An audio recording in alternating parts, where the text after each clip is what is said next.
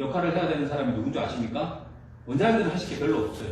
이 온라인 마케팅으로 들어가서 이게 돌아가면 누가 역할이 중요한가 하면요. 원장님들이 광고를 할 수 있게 컨텐츠를 만들어줘야 되는 사람이 가장 핵심이거든요. 컨텐츠가 무슨 말인지 아시죠? 온라인 광고나 오프라인 광고를 하기에 앞서 차별화된 컨텐츠가 없으면 하지 마세요. 돈만 깨먹는 겁니다. 라고 제가 몇 년 동안 계속 강조한 겁니다. 그냥 쉽게 매뉴얼이라고 이해하셔도 되고요. 그런데 엄밀하게 따지면 메뉴가 아닌 컨텐츠하고 메뉴는 틀린 겁니다. 그건 나중에 저한테 설명을 요구하면 제가 말씀드릴게요. 그 컨텐츠를 원장님들이 성공할 때까지 제공을 해야 되는 게 가장 큰 일이거든요. 그 역할이 저는 이 회사인 줄 알았어요. 그래서 제가 회사를 끌어들여 버렸거든요. 그런데 지금 와서 보니까 회사는 그런 역할을 못 하겠더라고요. 경험이 없어요. 여기에 대해서 제로상만큼 심각하게 피 터지게 싸워보지도 않았더라고요. 그러면 결국은 제가 지금 낸 결론은 회사의 역할보다는 이 제로상의 역할이 훨씬 더 클 수도 있겠다. 왜?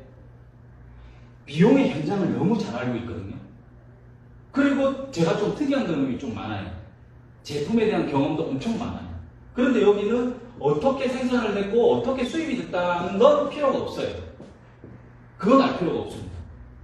그 제품을 미용실에 콘텐츠로 제공됐을 때 고객한테 어떤 반응을 일으킬 수 있는지에 대한 생산을 해내는 사람이 큰 역할을 하게 되어 있는 건, 그러니까 결국은 제가 재료상이 저만 아닌 저라고 얘기했으면 좋겠지만 저를 포함한 재료상의 역할이 앞으로 엄청 커지겠다. 왜 그런가는 제 거래처 몇몇 원장님들한테 제가 설명을 해드린 게 있거든요. 온라인 마케팅의 핵심은 운용하는 거라고. 그 운용을 하는데 재료상이 가장 큰 역할을 할 수 있는데 과연 재료상들이 그만한 머리가 돌아갈는지. 그리고 역시 마찬가지로 회사가 중요하지 않다라고 하지 않았습니다.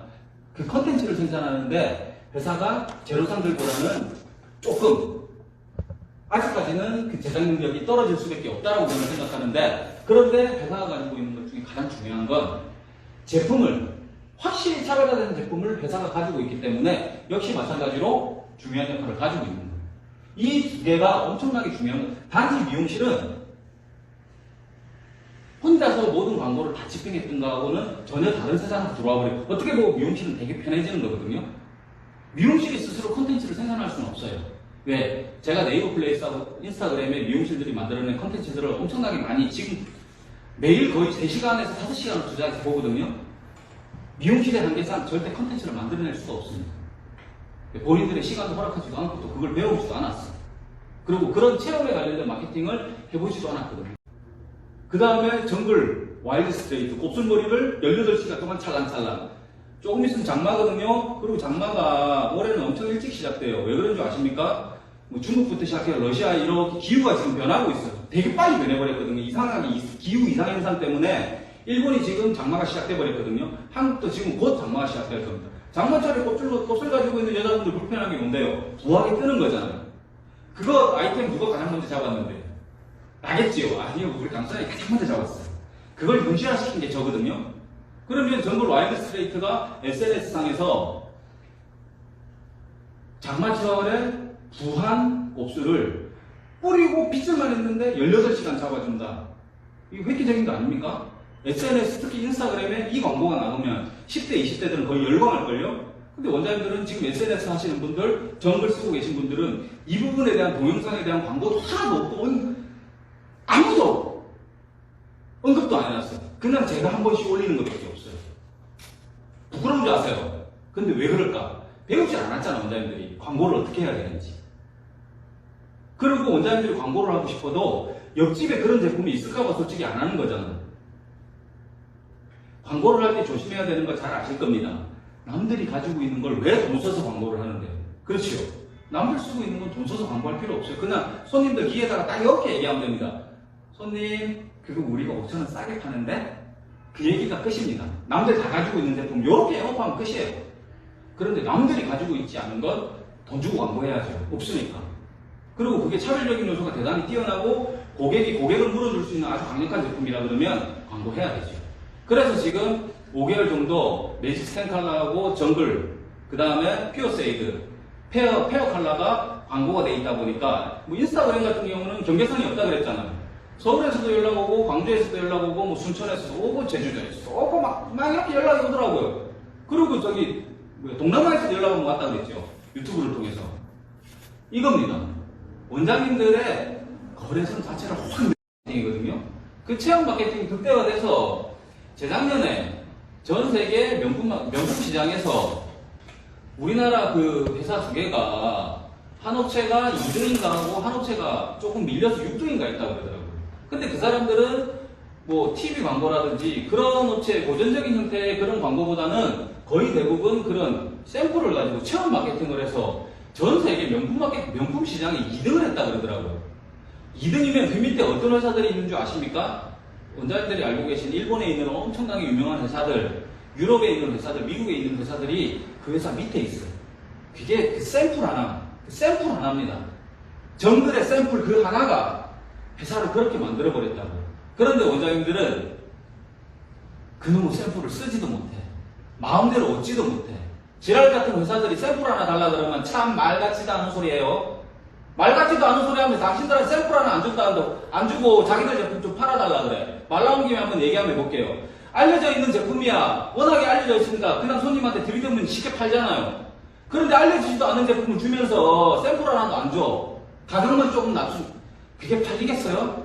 제가 원장님들 그런 제품 원장님들한테 전달해 주면서 원장님들이 그 제품 파는 거 보면 참 진짜 제가 마음이 아파. 나도 힘들어 죽겠어요. 알려지지 않은 제품 팔라 그러니까 정말 목 아파 죽겠어. 회사한테 욕을 해요. 야, 샘플 좀 달라고. 저는 영업만 20년을 넘어간 사람이잖아요. 샘플 달라고. 이렇게 샘플이 박한 업종은 이 미용 재료밖에 없다고요. 재료하는 애들이 무식해갖고 배운 게 없어갖고 회사에 요구를 못해서 그렇다고요? 그렇다 그러면 저희들이 요구할게. 샘플 하나도 안 줍니다. 신제품 들고 와갖고 보지도 못한, 알지도 못하는 제품 하나 덜렁 들고 들어와갖고 A라는 제품하고 똑같은 거 카피했으니까 사장님 좀 싸게 줄 테니까 그럼 샘플이나 좀 달라고. 샘플도 없어요. 그리고 체험할 수 있는 체험의 파우치도 하나도 안 줘요. 그래놓고 그 제품 못 팔겠다고 반품하면 재료상들 지랄지랄하고 미용실들 보고 아직 뭐 배가 불렀는데 이상한 소리 짓거리고 가요. 그다음에 제 얘기 맞죠? 화장품이나 이런 쪽에서 체험이 엄청나게 중요하거든요. 그런데 그 체험 마케팅에 대한 인지도 안 돼 있는 인간들이 제품을 만들고 제품을 수입을 해요.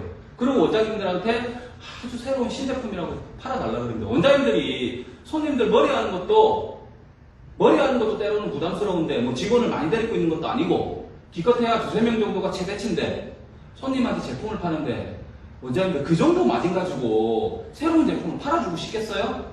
그리고 제가 말 나온 게 한마디 더 할게요. 무슨 지랄 같은데 미용실에 그 판매 염색약, 매직 스탠칼라라고 하죠? 그 염색약 제가 항상 그렇게 말씀드렸잖아요. 그 염색약을 염색받아보지 않은 미용실 원장님들이나 고객들은 단순하게 얘기만 들어서 모른다고요. 그 제품을 최소한 한 번 이상 시술을 받아본 사람들은 그 바르고 10분이라는 의미를 알아듣게 되거든요. 그걸 어떻게? 귀로 알아듣는 게 아니고 몸으로 느껴버렸잖아요. 그래서 그게 체험의 가치가 있는 거거든요.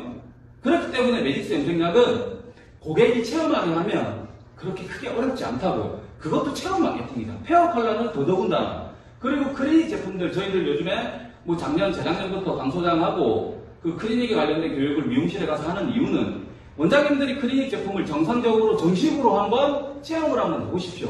고객에 대해서 영업을 못할 리가 없어요. 그것도 체험이거든요. 투피도 역시 마찬가지로 체험이 바탕이 되지 않으면 고객을 설득을 할 수가 없다고요. 미용에 관련된 모든 부분들은 이 체험이라는 게 오픈하지 않는 이상, 뭐 신도시 지역에 오픈하지 않는 이상 오프라인에서 더 이상 손님을 유치하기가 되게 힘들어졌습니다. 원장님도 그거 느끼시잖아요. 그러면 자이든 타이든 누군가한테 영향을 받아서 고객이 몰려있는 지점으로 제가 가야 된다 그랬죠. 그게 온라인이거든요. 근데 원장님, 온라인은요, 오프라인에서도 원장님들이 오프라인 영업 잘하는 친구들한테 밀려버렸다시피 온라인은 더 힘들 겁니다. 오프라인은 아무리 큰 미용실들이 상대를 한다 그래도 미용실의 규모에 맞게끔의 손님밖에 안 들어오는데 온라인은 얼마나 무서운지 아시지요? 온라인이나 SNS라든지 뭐 스마트폰 같은 경우, 그 인스타그램이나 페이스북 같은 경우는 동시에 100만 명을 상대할 수도 있다고 했습니다. 그 이상도 상대할 수 있어요. 그러면 소형 미용실들은 혼자서 절대 못합니다. 그냥 지금 현재 있는 자기들 고객들하고 맺어진 팔로우로 인해서 운 좋게 몇 건의 성사가 되는 거 말고는 더 이상 뭐 기대할 수 있는 마케팅이 안 되거든요. 그래서 소형 미용실들은 그 마케팅을 본인들이 원하는 만큼 또 그 이상으로 매출로 연결시키려고 그러면 누군가의 도움을 받아야 돼요. 그 도움을 받아야 될 사람들이 온라인 마케팅을 주로 하는 그 연관업체들이 아니거든요. 아까 제가 그랬죠. 그 연관업체들한테 따지지도 못한다고. 연관업체에서 광고해놓은 거 원장님들이 뭐 인스타라든지 네이버 플레이스에 이렇게 광고가 나와 있는 거 대충 보면 답이 나와요. 어떤 쪽에서 광고를 올렸는지. 그 광고가 거의 90% 이상이 다 똑같은 광고가 나와 있어요. 근데 그 똑같은 광고가 나와 있는데도 온라인 업체에 제대로 전화해서 따지지도 못합니다. 왜? 다 그런 줄 알기 때문에. 그래서 원장님들을 옆에서 같이 도와줄 수 있는 사람들은 미용을 잘 아는 사람들이 그런 SNS에 관련된 마케팅을 도와줘야 됩니다. 그리고